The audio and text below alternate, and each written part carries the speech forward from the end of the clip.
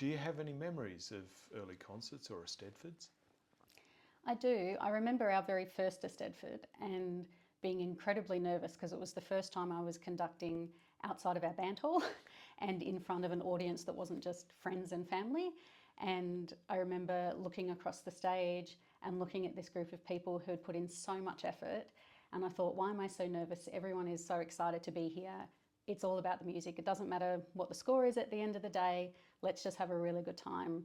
And I remember sort of looking at everyone as we started to play the first note. And as soon as we played that first note, it was just lovely. And I know I made eye contact with Danielle, who was on percussion at the time, and she was like, what the hell am I doing?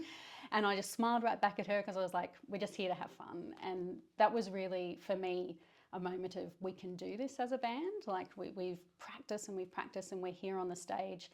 And I think it was the first time the organisation had had two bands in the Eisteddfod for a very long time, in the concert band. So it was a really nice way as well, like we're coming in at the D grade, here we are, we can absolutely do this. And it gave the group such a confidence that we then went and did, I think we did at the Hawker Shops, we did a little gig, and then we did a gig, I think at one of the,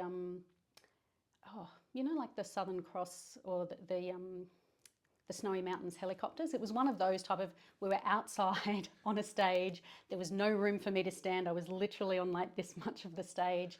But again, it was a community thing, and it just showed how much everyone was willing to pitch in and play. Even though we were a development band, everybody just jumped in and wanted to give back to the community and play music, which they love doing.